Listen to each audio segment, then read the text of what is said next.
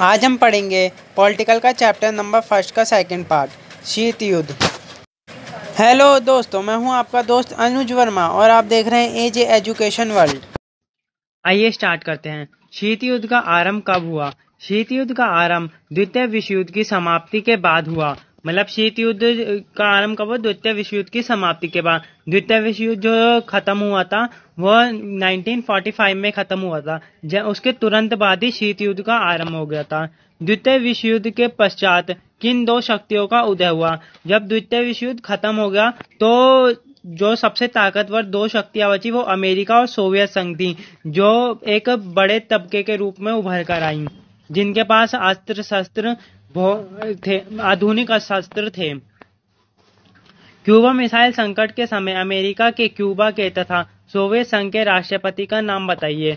अब क्यूबा जो मिसाइल संकट था वो 1961 में हुआ था, जो अमेरिका से लगा एक द्वीप था जिसमें सोवियत संघ ने अपनी मिसाइलें तैनात कर दी थी।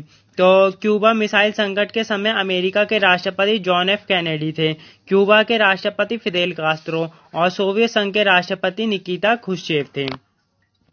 नेक्स्ट क्वेश्चन है, द्वितीय विश्व युद्ध के दौरान मित्र राष्ट्र और दूरी राष्ट्रों की अगुवाई कौन से देश कर रहे थे? द्वितीय विश्व युद्ध के दौरान मित्र राष्ट्र की अगुवाई अमेरिका, सोवियत संघ, ब्रिटेन और फ्रांस कर रहे थे। जो मित्र राष्ट्र थे उनका जो साथ, वो मित्र राष्ट्र कौन कौन थे जो एक दूसरे का साथ देते? अमेरिका, सोवियत संघ, ब्रिटेन और फ्रांस थे। और जो दूरी राष्ट्र के रूप में थे वो थे इटली, जर्मनी, जापान। जापान के किन दो शहरों पर अमेरिका ने परमाणु बम गिराया था और उनके गुप्त नाम क्या थे? अब जो जापान पर दो जो शहर थे वो थे हिरोशिमा और नागासाकी। इस पर जो बम गिराए गए थे उसके गुप्त नाम थे फैटमैन और लिटिल बॉय। फैटमैन जो था वो बड़ा बम था और जो लिटिल बॉय था वो छोटा था। नेक्स्ट क्वेश्चन है, गुटनिरपेक्ष से क्या अभिप्राय है? गुटनिरपेक्षता का अर्थ किसी देश या किसी अन्य देश का बनाए गए गुटों में शामिल ना होकर उनसे दूरी बनाए रखना है। बल्कि गुटनिरपेक्षता का अर्थ ये है कि अन्य देशों ने जो गुट बनाए उनमें शामिल ना होकर अपना गुट बनाना। जैसे पश्चिमी देशों ने नाटो की स्थापना की थी और पूर्वी देशों ने वार्सा संधि की, तो उन दोनों संधियों में न मिलकर अपनी एक अलग गुट बनाना ही गुटनिरपेक्ष कहलाता है। गुटनिरपेक्षता के सिद्धांत को अपनाने वाले देश अपने देश व विदेशी नीतियों के निर्धारण के लिए स्वतंत्र थे। जो गुटनिरपेक्षता को अपनाते थे ना, वो अपने देश की नीति को अपना सकते थे और विदेशों से अपना संबंध भी अच्छा कर सकते थे। उन पर किसी गुट की नीति को अपनाने का दबाव नहीं था। अब उसको किसी भी गुट की नीति को अपनाने का दबाव नहीं था। जैसा अगर उनने नाटो को गुट अपना रखा है तो वो वार्सा संधि को जिसने अपना रखा है उससे व्यापार नहीं कर सकता, या कोई मतलब कि ऐसा नहीं होता था कि जो गुट अपना रखा है ना उससे दूसरे गुट से हम कोई व्यापार नहीं कर सकते थे। तो पर गुटनिरपेक्ष अपनाने से क्या हम दोनों का साथ दे सकते थे, बीच में मध्यस्थता निभा सकते थे। तो इसलिए यही गुटनिरपेक्षता की नीति कहलाती है। नेक्स्ट क्वेश्चन, गुटनिरपेक्षता का अर्थ तटस्थ या बराबर दूरी नहीं है, इस कथन का क्या अभिप्राय है? गुटनिरपेक्षता का अर्थ तटस्थ या बराबर दूरी नहीं है, अर्थात अंतर्राष्ट्रीय मामलों के प्रति स्वयं को दूर रखते हुए अमेरिका या सोवियत संघ देशों और उनके गुटों को अच्छाई या बुराई के आधार पर किसी एक पक्ष का समर्थन या विरोध करना है। कि हम क्या करते थे कि इससे दूरी गुटनिरपेक्षता को अपनाकर हम इससे दूरी नहीं बनाते थे गुटों से, हम इनके बीच में अच्छाई और बुराई की तुलना कर सकते थे। जो अच्छा है हम उससे व्यापार कर सकते थे, या कोई जैसे कि कोई इंडस्ट्री में अच्छा है उससे हम इंडस्ट्री का व्यापार, कोई तेल में अच्छा है जैसे पेट्रोल उससे हम पेट्रोल और हथियार अच्छे हैं बनाता है तो वहां पे से वो मंगवा सकते थे, और हम उनमें बुराई निकाल सकते थे। हम उनके बीच में एक सेतु का काम भी कर सकते थे कि उन दोनों में अच्छाई बुराई को नाप कर बता सकते कि कौन सही कर रहा है कौन गलत कर रहा है। तो गुटनिरपेक्षता का अर्थ यह था। नेक्स्ट क्वेश्चन, महाशक्ति छोटे देशों को अपने गुटों में शामिल करने की आवश्यकता क्यों समझती थी? कि जो महाशक्तियां थी वो अपने देशों में ना अपने गुटों में छोटे छोटे देशों को मिला लेती थी, तो इससे उन्हें क्या फायदा मिलता था? महाशक्तियों को निम्न कारणों से छोटे देशों के साथ सैनिक गुट बनाने की आवश्यकता पड़ी खनिज व तेल संसाधनों की प्रचुर प्राप्ति के लिए। कि उन्हें क्या था कि जब छोटे देश उनके साथ हो जाते थे, उनके गिट में मिल जाते थे, तो उन्हें खनिज और तेल प्राप्त हो जाता था बिना टैक्स के या बिना किसी अवरोध के। महाशक्तियों की सेना व अस्त्र शस्त्र के क्षेत्रीय आंकड़ों के लिए, कि वहां पे महाशक्तियां जो थीं वो अपनी सेना को उनके देश में भेजकर ट्रेनिंग दे सकती थी और दूसरे देशों से जो सहायता मिलती थी उनसे अपने अस्त्र शस्त्र निर्माण कर सकती थी। आर्थिक सहायता हेतु तथा छोटे छोटे सहयोगी मिलकर सैन्य खर्च उठाने को तैयार हो।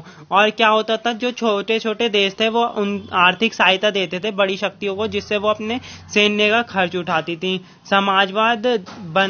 समाजवाद बनाम पूंजीवाद की लड़ाई में जीत के लिए, और वो समाजवाद पूंजीवाद की लड़ाई जो हो रही थी उसमें जीत के लिए, कि जिसके गुट में जितने ज्यादा देश शामिल होंगे उसकी जीत उतनी ही जल्दी सुनिश्चित हो जाएगी। नेक्स्ट क्वेश्चन है, गुट निरपेक्ष आंदोलन की नीति को स्पष्ट कीजिए। गुट निरपेक्ष आंदोलन की नीति निम्नलिखित है। अंतर्राष्ट्रीय मामलों में मध्यस्थता कर विश्व शांति स्थापित करने में अपना योगदान देना। कि जो अंतर्राष्ट्रीय मामले थे, सोवियत संघ और अमेरिका के बीच में युद्ध जो चल रहा था, शीत युद्ध जो चल रहा था, उनमें मध्यस्थता निभाना था पहला कार्य। नव स्वाधीनता राष्ट्र में अल्प विकसित और पिछड़े थे उनके विकास के प्रयास करना। जो अभी अभी देश आजाद हुए थे उनके विकास के लिए वो करना, प्रयास करना, और जो अल्प विकसित देश थे उन्हें विकसित करना, इस गुट निरपेक्षता का ही काम था। शीत युद्ध के दायरे से बाहर रहते हुए विकसित राष्ट्रों के साथ मैत्रीपूर्ण संबंध बनाए रखकर आर्थिक, तकनीकी और वैज्ञानिक सहायता प्राप्त करना। कि शीत युद्ध से दूरी बनाते हुए जो विकसित देश थे, जैसे अमेरिका विकसित देश था, सोवियत संघ विकसित देश था, और भी विकसित जो देश थे उनसे है ना तकनीकी और वैज्ञानिक सहायता प्राप्त करना था। संसार के विकसित देशों में विश्व में नवीन अंतर्राष्ट्रीय आर्थिक व्यवस्था स्थापित करने का आग्रह करना।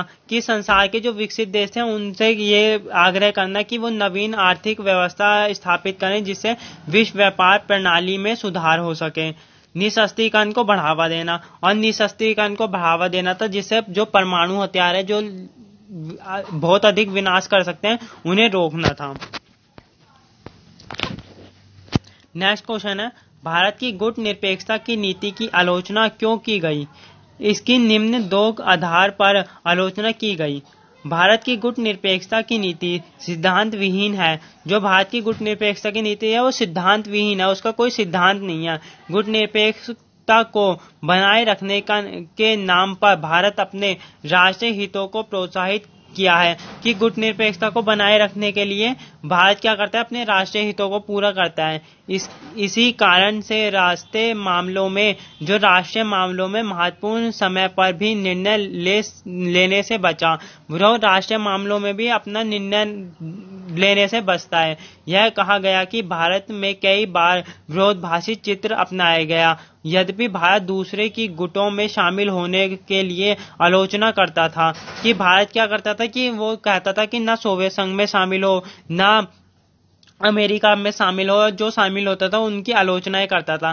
परंतु 1971 में इसने स्वयं सोवियत संघ से 20 वर्षीय मित्रता संधि की। और ये बताते हैं कि भारत ने क्या किया, 1971 में 20 वर्षीय संधि कर ली सोवियत संघ से, जिसका सीधा सा अर्थ सोवियत संघ में शामिल ही होना था। तो ये भारत की गुट निरपेक्षता की नीति थी, की आलोचनाएं थी।